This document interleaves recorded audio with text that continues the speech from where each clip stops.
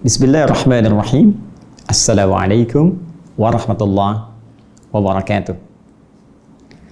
Alhamdulillahi rabbil alamin. Wassalatu wassalamu ala rasulillahil karim. Nabiyyina Muhammadin wa ala alihi wa sahbihi wa dhurriyyatihi wa ummatihi ila yaumiddin wa ba'du. Saudara-saudariku, mirsa dimanapun Anda berada, alhamdulillah, bersyukur kepada Allah subhanahu wa ta'ala, kita dipertemukan kembali dalam program Aku Suka di edisi yang ke-22 di bulan Ramadan tahun 1441 Hijrah.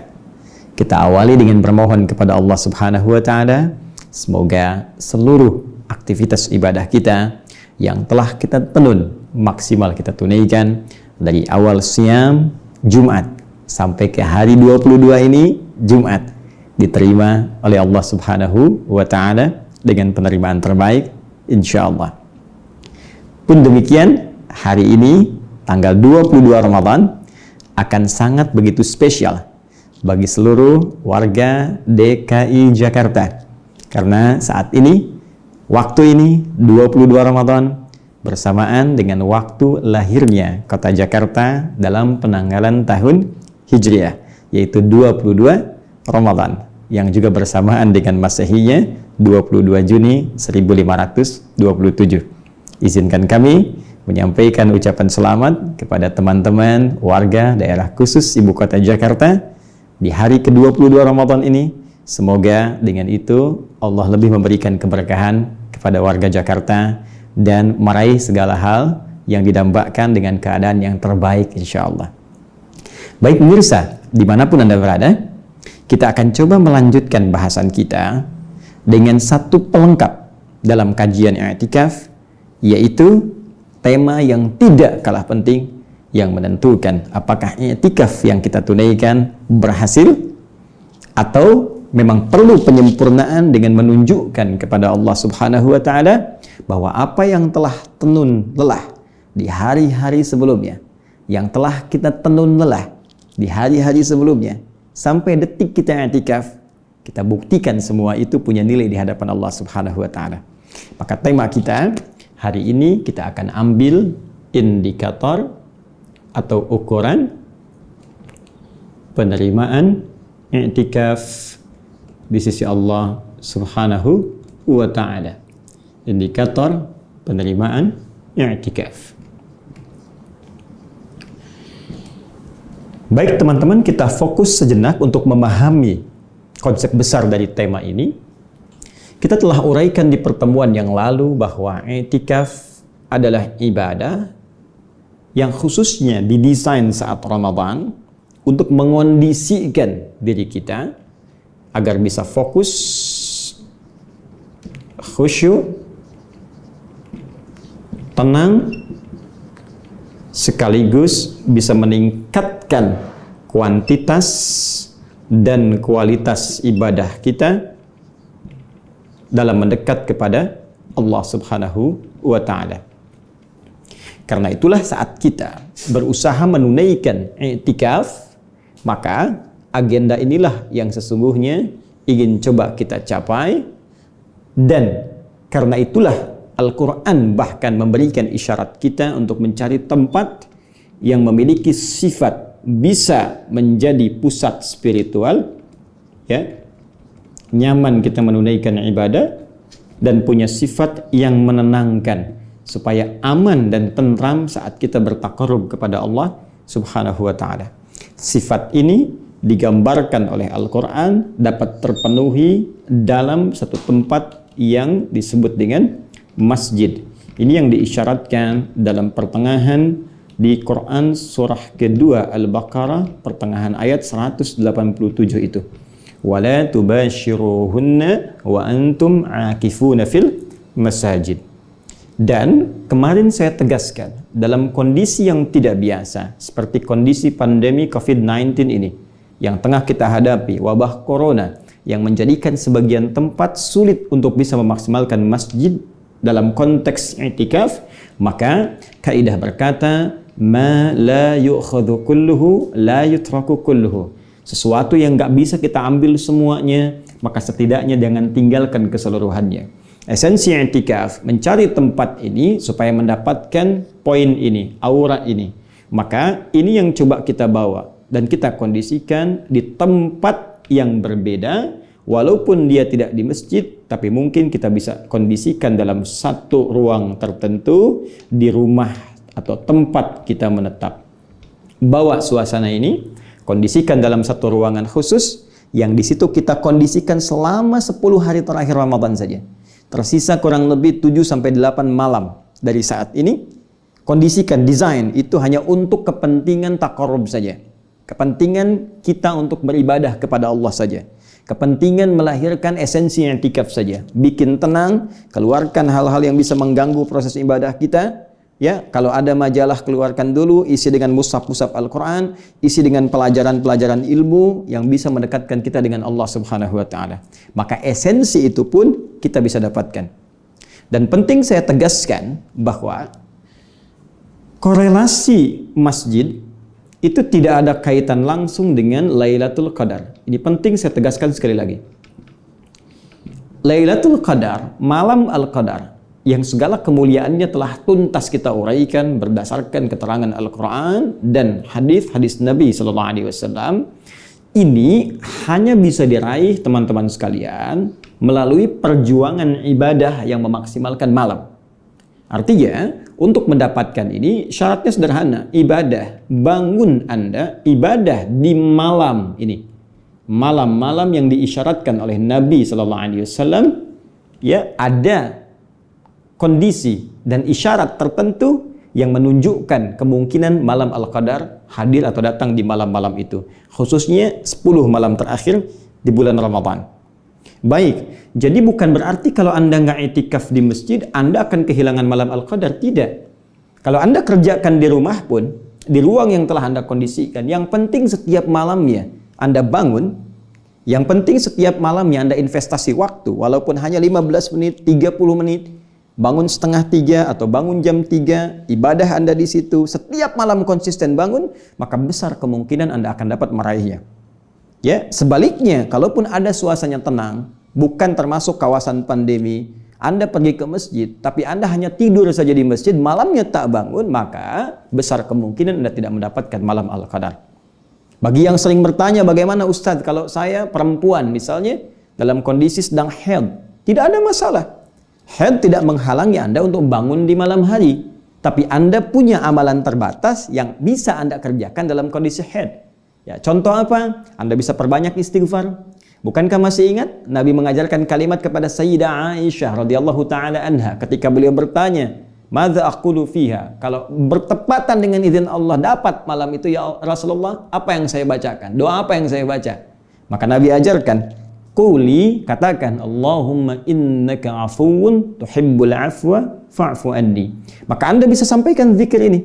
Ya, syarat mengucapkan zikir ini bukan dalam keadaan Anda harus suci atau haid. Dalam setiap kondisi Anda bisa ucapkan ini dengan kondisi yang dibenarkan. Yang tidak Anda kerjakan mungkin salat, kan, baca Al-Quran, tapi zikir terbatas Anda bisa, istighfar bisa, doa bisa, silahkan maksimalkan. Baik, kemudian kita kaitkan teman-teman sekalian dengan kondisi ini. Teruskan, maksimalkan ibadah di sini, dapatkan suasana ini.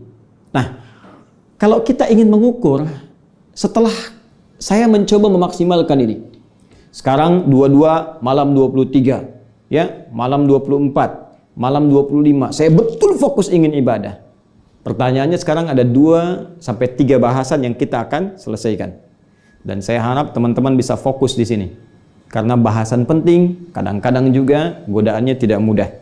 Ya, sudah nunggu-nunggu buka, dengar suara tukang es krim.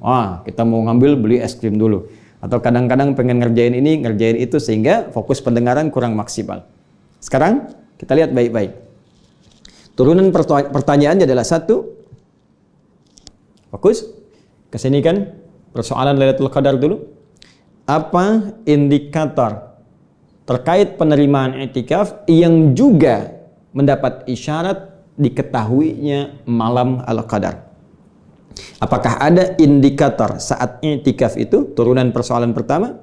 Indikator saat i'tikaf hadirnya isyarat malam Al-Qadar. Ya.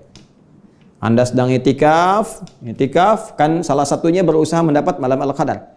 Ya, apa indikator ketika itikaf itu tiba-tiba terasa ini kayaknya malam Al-Qadar nih? Ya. Apakah ada petunjuknya di Al-Quran? Kita akan turunkan dulu satu itu. Yang kedua, spesifik tentang penerimaan seluruh ibadah yang ditunaikan saat itikaf. Termasuk itikaf ya. Apakah itikaf saya diterima oleh Allah? Apakah ibadah-ibadah saya saat itikaf diterima oleh Allah? Apa indikator penerimaan itikafnya? Indikator terkait penerimaan itikafnya. Dan yang ketiga, yang tidak kalah penting, ketika i'tikaf saya diterima, maka apa yang akan saya peroleh dari Allah Subhanahu wa Ta'ala? Ya, apa yang bisa dihasilkan dari hasil i'tikaf itu? Apa yang akan Allah berikan kepada kita? Kalau kita ingin ambil manfaat i'tikaf itu, ketika telah kita lakukan dengan sempurna, apa manfaatnya terkait dengan kehidupan kita sebagai hamba Allah Subhanahu wa Ta'ala. Baik, kita fokus pada bagian yang pertama. Kembali dibuka Quran surah 97 Al-Qadar. Jika kita ingin spesifik mencari isyarat saat i'tikaf tentang rasa akan hadirnya malam Al-Qadar. Yuk kita bacakan sama-sama. Bismillahirrahmanirrahim. Inna anzalnahu fi lailatul qadar. Sungguh kata Allah, dengan segenap keagunganku aku akan sampaikan berita yang sangat besar, yaitu Al-Quran diturunkan di malam Al-Qadar. Wa ma adraka ma Lailatul Qadar. Tahukah Anda, kata Allah, apa istimewanya malam Al-Qadar itu? Baik, Lailatul Qadri khairum min alfi syahr. Malam Al-Qadar, keistimewaan pertama dari segi korelasinya malam ini dengan peningkatan limpahan pahala, maka seluruh amal ibadah yang ditunaikan bersamaan dengan malam itu, maka nilainya lebih dari 1000 bulan. Bahkan lebih baik. Artinya kalau ada orang ibadah 1000 bulan pun tetap lebih baik yang di malam itu. 83 tahun Anda terus sholat tanpa henti. Sholat. Maka bagi orang yang ibadah di malam Al-Qadar, kalau dia khusyuk benar diterima, tetap yang lebih baik di malam itu. Dan pahalanya lebih daripada itu. Ya, dari apa yang kita hitung-hitung. Dari segi pahala. Baik. Sekarang selanjutnya, tanazzalul malaikatu warruhu fiha biizni rabbihim min kulli amr. Masuk bagian selanjutnya, ini yang sangat menarik. Pada saat itu malaikat turun. Ya, saya tuliskan begini teman-teman. Ini izin saya hapus dulu ya, yang ini. Bismillah. Saya agak cepat. Malaikat. Ya, saya tuliskan begini. Malaikat. Waruh, please. Ya, Jibril alaihissalam. Kalau dikatakan malaikat, berarti bentuknya jamak. Menunjuk banyak. Tunggalnya disebut malak. Malakun itu satu. Ya, malaikatnya satu. Malakun satu. Jelas? Di surat Yusuf disebutkan, ya, ma hadza basyara, in hadza huwa illa malakun karim. Ini sih bukan manusia. Ini malaikat yang nyamar dalam rupa manusia. Demikian sosialita-sosialita itu saat kumpul-kumpul, ya, ngegosipkan Yusuf alaihissalam, diminta keluar kemudian oleh istri pembesar Mesir. Keluarlah Nabi Yusuf alaihissalam, kaget mereka sampai tak sadar pisau yang dipegang untuk memotong buah itu melukai jari jemari mereka. Mereka berkata, ini sih bukan manusia, ini malaikat yang menyamar dalam rupa manusia. Ya, satu disebutnya malak, malakun karim. Kalau satu itu malakun. Ya. Contoh lain, setiap yang meninggal satu didatangi satu malaikat. Setiap yang meninggal, yaitu malakul maut. Di Quran surah 32 ayat 11. Qul yatawaffakum malakul mautil ladzi wukila bikum.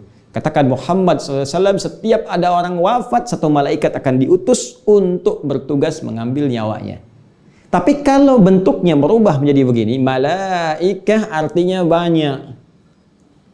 Ya, sepanjang tak dibatasi, banyak. Saya ulang, sepanjang tak dibatasi, banyak. Dalam satu peperangan Nabi SAW dijanjikan oleh Allah diturunkan 3.000 malaikat, 5.000 malaikat, demikian ditegaskan di surah Ali Imran itu, ya. Baik 3.000, 5.000, artinya terbatas jumlahnya. Tapi kalau sudah disebutkan nggak ada batas, banyak malaikatnya. Yang paling spesial kalau 1-2 malaikat istimewa ditunjuk juga dalam kalimat itu. Ya, contoh begini misalnya. Saya katakan, insya Allah nanti Bapak Ibu sekalian dalam Idul Fitri semua warga Indonesia akan sholat Idul Fitri. Ya, juga Bapak Presiden, misal. Baik, bukankah ketika disebutkan juga Bapak Presiden menunjuk sesuatu keistimewaan tertentu? Ya, di lokal juga Bapak Bupati, dalam komplek juga Bapak RW. Ya, ini kan menunjuk sebuah keistimewaan. Baik, kadang-kadang kalau kita ingin menyebutkan yang spesial, ya, kadang-kadang kalau kita ingin menyebutkan yang spesial, bukankah kita sebutkan di akhirnya? Ya kan? Harapan 3, harapan 2, harapan 1, juara 3, 2, 1, spesial. Pun demikian. Ini ar-Ruh menunjuk malaikat Jibril. Sebetulnya Jibril itu malaikat juga. Ya, kan Allah bisa mengatakan begini, sudah tanazzalul malaikat. Ini nggak usah disebut karena ini pun malaikat juga. Tapi ketika ingin menunjukkan satu nama tertentu untuk menunjuk peran yang sangat luar biasa. Jibril sayyidul malaikah, pemimpin para malaikat. Tuh, saking mulianya Nabi Muhammad ketika ditunjuk dari kalangan malaikat, menurunkan wahyu kepada beliau, naik status malaikatnya jadi pemimpin malaikat. Tugas malaikat Jibril, sering saya sampaikan, menurunkan wahyu. Wahyunya telah selesai, nggak ada nabi lagi. Tapi spesial di malam Al-Qadar turun memimpin golongan malaikat turun ke bumi. Spesial. Apa korelasinya dengan malam Al-Qadar ini? Nah, banyak ulama mengatakan begini, karena malaikat itu turun, banyak yang turun sehingga mengisi bumi. Ya, sampai-sampai ada yang mengatakan keadaan bumi itu udah penuh dengan sesaknya malaikat yang turun, berdesakan, sesak. Saya pernah membuat ilustrasi, kalau saya punya bejana begini, saya simpan kelereng satu, saya goyang-goyang pasti ya, ada bunyi, simpan kelereng 3, 4, 5, bunyi benturan, tak tek tok, tak tek tok, tak tek tok. Tapi kalau Anda masukkan kelereng memenuhi semua tempat ini, ya, walaupun ada celah-celah sedikit celah, tapi penuh, Anda goyangkan, bukankah diam? Ya kan?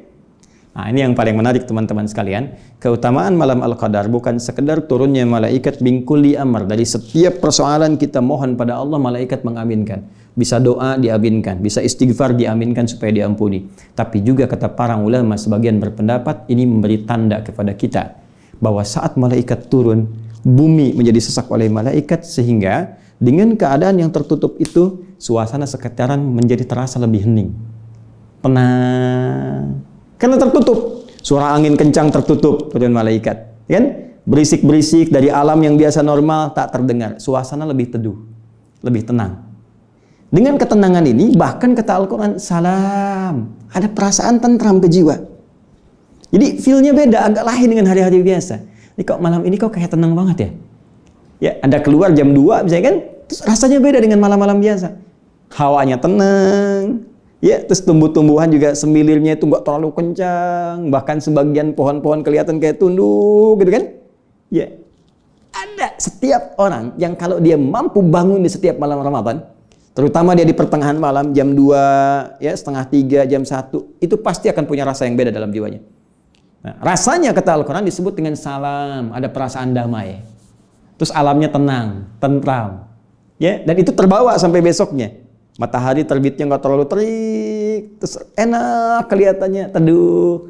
Ini yang saya maksudkan dengan isyarat dalam Al-Quran yang memberikan indikator saat i'tikaf boleh jadi malam itu terasa seperti suasana malam Al-Qadar. Apa indikator utamanya? Lahir ketenangan, baik yang didapatkan dalam rasa di jiwa, di hati kita, juga yang bisa diamati dalam alam semesta, di alam. Ya, dulu saya pernah dapat informasi juga ada NASA yang mencoba mencitra, menggambar gitu kan, ya kondisi alam dalam setiap malam Ramadan. Dilihat, dan spesifik pada malam tertentu di penghujung Ramadan, 10 malam terakhir ada kondisi yang berbeda dengan malam-malam lainnya. Tapi ini tentunya setiap perasaan kita mungkin akan berbeda satu dengan yang lainnya. Disinilah ada sebagian ulama yang berpendapat boleh jadi di sebagian tempat dengan tempat yang lain suasana malam Al-Qadar akan terasa berbeda. Termasuk didukung oleh data perbedaan waktu yang mungkin tidak sama. Dengan Amerika kita beda 11 jam. Malah antar negara bagian bisa berbeda juga waktunya. Boleh jadi di sini kita sudah malam, di sana masih siang, ya kan? Demikian sebaliknya. Namun yang lebih kita konsentrasikan adalah setiap tempat hanya akan mendapatkan satu malam saja. Jadi kalau di Indonesia malam ini dapat, belum tentu kita dapatkan di malam-malam berikutnya. Tempat lain mungkin tak sama. Demikian sebagian ulama menafsirkan. Tapi yang kita perlukan adalah konsentrasi kita untuk beribadah maksimal. Yang penting bangun tiap malam, begitu mendapatkan feel yang dimaksudkan ini, maksimalkan untuk ibadah. Kita nggak usah sibuk mengurusi sesuatu yang tidak ada hubungan dengan kita. Oh, kenapa kita sibuk bertanya, Ustadz kalau ini di sini, sana belum malam, sana belum siang. Anda cukup pikirkan di mana Anda tinggal, malamnya kapan, di situ Anda ibadah. Urusan menurunkan Al-Qadar itu urusan Allah Subhanahu wa Ta'ala. Jangan mengatur sesuatu yang sudah diatur, hanya membuang energi kita dan tidak melahirkan manfaat yang bisa kita hasilkan. Jadi, tuntas bagian yang pertama, maksimalkan ibadah dan rasakan yang mungkin kita bisa hadirkan, yang dengan itu boleh jadi suasana malam Al-Qadar bisa dirasakan. Yang kedua, Ustaz, alhamdulillah saya sudah berjuang untuk i'tikaf. 1, 2, 3, 4 sampai yang terakhir. Telah selesai saya ibadah. Saya tunaikan sholatnya, saya coba baca Al-Quran, saya belajar. Di mana ukuran penerimaan ibadah i'tikaf saya? Apa indikatornya? Nah, teman-teman, ini bisa kita telusuri dengan persamaan-persamaan ayat Al-Quran berikut. Ini kita harus gunakan pendekatan pengetahuan, ya. Jadi bukan mencocokkan sesuatu atau yang orang banyak bicara tentang cocok logi dan sebagainya, tidak. Kita dasarnya dasar pengetahuan, dan dengan dasar ini kita diminta saling menghormati dengan orang lain, termasuk pandangan ustadz-ustadz lain. Jika ada satu perbedaan, jangan biasakan untuk mencela, ya, karena boleh jadi setiap orang bicara dengan dasar ilmunya masing-masing. Anda tak sepakat, hargai orang lain. Ya, cukup dengan kalimat para ulama kita mengatakan, ya, Masya Allah, beliau ilmunya banyak, luar biasa. Cuma dalam persoalan ini, saya kurang sependapat. Selesai. Dibandingkan, Anda tidak sepakat, tapi Anda mencela orang lain atau memberikan kalimat-kalimat yang tidak pantas. Itu pun bisa merusak nilai puasa kita. Baik, kembalikan ke sini. Teman-teman sekalian, perhatikan baik-baik. Ada yang sangat menarik ketika Allah Subhanahu wa Ta'ala memberikan gambaran kepada kita bahwa fokus i'tikaf dalam kondisi normal ditunaikan di masjid. Ya, ini kita dapatkan tadi persamaannya di Quran surah kedua ayat 187. Kemudian untuk ibadah di masjidnya diturunkan oleh Allah tipikal pemakmur masjid di Quran surah ke-9 ayat 18. Ini yang telah kita gali kemarin. Dari mulai menunjukkan ibadah dengan kekuatan iman yang diarahkan untuk mengingat hari akhirat. Kemudian maksimalkan salat, bahkan ini didukung oleh hadis Nabi sallallahu alaihi wasallam, "Man yaqum lailatul qadri imanan wa ihtisaban ghufira lahu ma taqaddama min dhanbi." Kemudian juga berorientasi untuk mau berzakat, ya, dia introspeksi tentang harta yang Allah titipkan kepadanya, dia siapkan zakatnya. Ya, termasuk nanti yang spesifik disiapkan saat menjelang Idul Fitr. Kemudian juga dia berusaha menata diri untuk melahirkan satu aktivitas yang menghadirkan sifat khasyah, sifat takut kepada Allah Subhanahu wa Ta'ala, terutama dengan dasar pengetahuan. Nah, ayat ini paling menarik sekali, ditutup dengan kalimat akhir, fa'asa ulaika ayyakunu minal muhtadin. Orang-orang yang bisa menghidupkan masjid ini dengan ibadah-ibadah ini, ibadah pokok, ya, dia isi dengan maksimal ibadah pokok ini, maka di akhir kata Allah, fa'asa ulaika ayyakunu minal muhtadin, maka Allah akan berkenan menjadikan mereka termasuk kalangan muhtadin. Masya Allah, orang-orang yang mendapat petunjuk dari Allah Subhanahu wa Ta'ala. Ya, muhtadin, ini nih indikatornya. Termasuk kalaupun ditarik suasana ini ke rumah, karena ke masjid tidak memungkinkan, dan kita maksimalkan ibadah yang ini, ya, ibadah masjid ini kita maksimalkan dalam kondisi di rumah, suasananya kita buat seperti halnya kita merasakan di masjid, maka indikatornya tidak berubah. Orang-orang yang memaksimalkan ini, kata Allah, fa'asa ulaika ayyakunu minal muhtadin. Ya, Ihtada, yahtadi, ihtada, ya. Orang minta hidayah. Masya Allah, dapat dia hidayah. Berusaha mendapatkan hidayah Allah, berusaha mendapatkan petunjuk Allah, ya, maka orang-orang yang disebut dengan muhtadin, orang-orang yang mendapatkan meraih petunjuk Allah Subhanahu wa taala. Ini berasal dari kata ihtada, tasrif sarafnya ihtada yahtadi. Kemudian akar katanya dari turunan loghahnya berasal dari kata hada. Baik.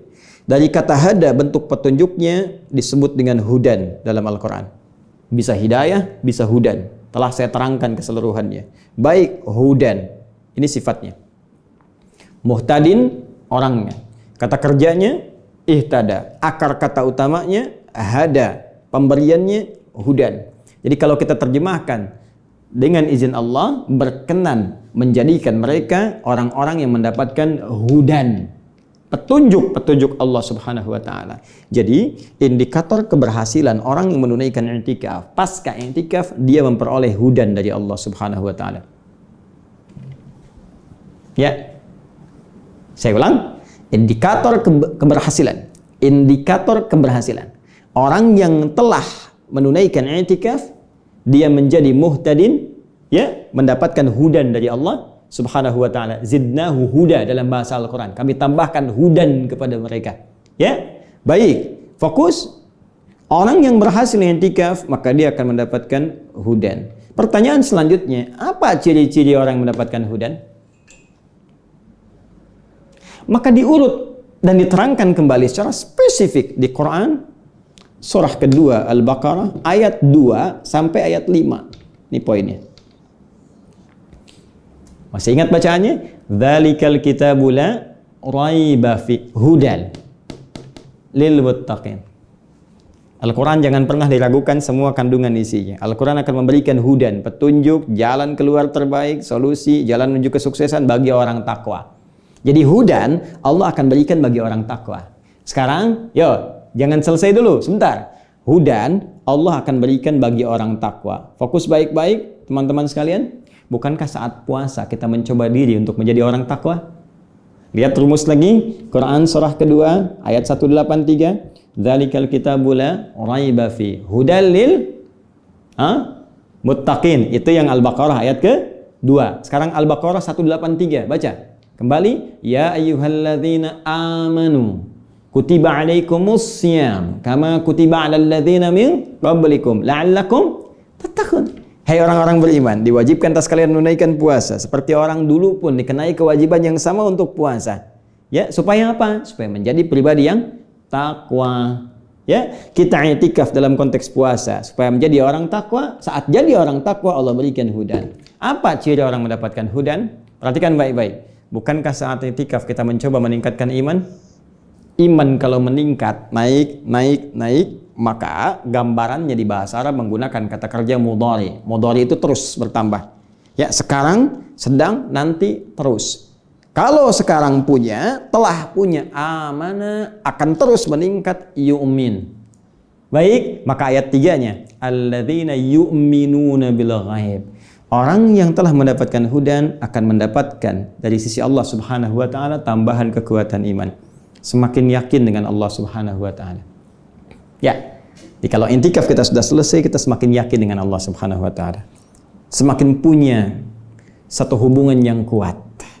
Transmisinya kuat, sinyalnya kuat. Nah, karena sinyalnya kuat, wa yuqimunas shalah. Untuk salat mudah dilakukan. Saat i'tikaf latihan salat, malamnya bangun, pasca i'tikaf senang tahajud. Senang sholat witir, siangnya senang duha, senang syuruk, senang sholat mutlak. Nambah ternyata dari sebelumnya. Wa mimma razaqnahum yunfiqun. Saat i'tikaf dilatih untuk zakat ini. Ya, zakat kan yang fardu, yang wajib. Pasca i'tikaf malah yang senang juga, yang sunnah juga senang. Yang sunnah pun senang. Infak, wa mimma razaqnahum yunfiqun. Infak kan ada yang sunnah, senang berbagi. Ya, senang berbagi. Walladzina yu'minuna bima unzila ilaik wa ma unzila min qablik wa bil akhirati hum yuqinun. Tuh, unsurnya terpenuhi semua. Senang interaksi dengan Al-Qur'an, wahyu yang turunkan ya kepada Nabi Muhammad sallallahu alaihi wasallam. Yu'minuna bima unzila ilaik kepada Nabi Muhammad sallallahu alaihi wasallam. Senang tilawah Quran, senang belajar, yakin pada nabi-nabi yang terdahulu sebagai seorang nabi. Yang paling penting, orientasi hidupnya wabil akhirati. Nih, kembali ke sini. Hum yuqinun. Sekarang untuk akhirat. Kerjanya ibadah karena Allah. Kalau sudah karena Allah, mustahil cari rezeki yang haram. Bergeraknya pada yang halal. Terjadi perubahan dahsyat pada hidupnya. Dan yang paling luar biasa, ulaika ala hudan. Kembali ke sini. Mir rabbihim. Maka mereka itulah ciri-ciri orang mendapatkan hudan dari Allah Subhanahu wa taala. Wa ulaika humul muflihun, dan mereka pasti dijamin hidupnya bahagia oleh Allah. Jadi ternyata orang kalau selesai i'tikaf hidupnya lebih bahagia. Orang kalau selesai i'tikaf hidupnya lebih taat. Orang kalau selesai i'tikaf hidupnya lebih tenang dan lebih dekat dengan Allah Subhanahu wa taala. Karena itu, jika kita ingin mengukur apakah i'tikaf yang kita kerjakan saat ini mampu merubah pribadi kita, mendapatkan ukuran tadi, kebahagiaan, ketenangan, kedekatan dengan Allah, peningkatan ibadah, maka silahkan cek dan buktikan. Jangan menyimpulkan, tapi buktikan. Pasca i'tikaf, kita menjadi pribadi lebih baik di hadapan Allah Subhanahu wa ta'ala. Jika itu sudah bisa kita raih, maka akan ada bagian terakhir yang akan melengkapi kehidupan kita. Apa bagian terakhir ini? Inilah rahasia yang pernah didapatkan Nabi Ibrahim alaihissalam, diisyaratkan di Quran surah ke-19 Maryam ayat ke-49. Teman-teman sekalian, paling kiri agak ke bawah di halaman 308 di mushaf standar, di baris 12 sampai 13. Masih ingat yang saya sampaikan pertemuan lalu saat saya mengutip Quran surah ke-21 ayat 52? Nabi Ibrahim mengingatkan kepada kaumnya, ya, idh qala li abihi wa qaumihi ma hadhihi at-tamathilul lati antum laha aakifun. Ketika beliau mengingatkan kepada kaumnya, termasuk ayahnya saat itu, apa sih keistimewaan patung-patung ini, berhala-berhala ini, sehingga kalian fokus sekali, sehingga sulit diingatkan untuk berpaling dari itu, mendekat kepada Allah. Diajak dikenalkan Allah, marah-marah, mencela, ngancam, mau bakar, mau lemparin. Apa sih saking pentingnya yang kalian hadapi sampai fokus betul nggak mau berpaling, ya kan? Baik. Yang paling menarik, ketika Nabi Ibrahim tidak ikut suasana itu, beliau tinggalkan segala hal yang membuat beliau jauh dari Allah Subhanahu wa ta'ala. Gak bisa mendekat kepada Allah, sulit ibadah, sulit bertauhid. Tinggalkan semua itu, berpindah pada kehidupan yang lebih baik. Maka apa yang didapatkan? Perhatikan baik-baik. Mereka i'tikaf dengan berhalanya, Nabi Ibrahim pindah dari situ, i'tikaf mendekat kepada Allah. Bukankah esensi i'tikaf mengondisikan diri untuk lebih fokus kepada Allah sehingga tidak terganggu dengan yang lain? Falamma i'tazalahum wa ma ya'buduna min dunillah. Buka Quran surah 19 ayat 49. Maka tatkala Nabi Ibrahim itu berlepas diri dari mereka, meninggalkan segala hal yang menjauhkan diri dari Allah Subhanahu wa ta'ala, bisa fokus mendekat kepada Allah, menjauhkan segala sesembahan selain Allah Subhanahu wa ta'ala. Wahabna lahu Ishaq wa Yaqub. Masya Allah. Maka dianugerahilah oleh Allah Subhanahu wa ta'ala melalui rahim istri tercinta beliau yang divonis secara medis tak mungkin punya keturunan. Karena dalam bahasa medis secara klinis, mohon maaf, disebut sudah monofus dan mandul. Gak mungkin. Sayyidah Sarah alaihissalam, maka ketika bisa berpaling dari semua hal, mendekat kepada Allah, fokus, tiba kemudian Allah berikan anugerah dari satu hal bahkan yang menurut manusia mustahil, yang bagi Allah tiada batas. Sarah diberitakan oleh Allah akan mengandung, melahirkan anak-anak yang cerdas, yaitu Ishaq. Dari Ishaq nanti turun Yaqub alaihissalam. Ya, wa kullan ja'alna nabiyya, dan keduanya menjadi nabi. Ishaq nabi, Yaqub nabi, dari Yaqub turun Yusuf, nanti terus ke bawah generasinya. Yang ingin saya bicarakan begini. Ketika Nabi Ibrahim memberi contoh kepada kita yang ditunjukkan oleh Allah Subhanahu wa ta'ala supaya jadi miniatur kehidupan nanti sempurna di masa Nabi Muhammad sallallahu alaihi wasallam, i'tikaf kalau benar kita kerjakan, melatih diri kita meninggalkan segala yang tak penting dalam hidup.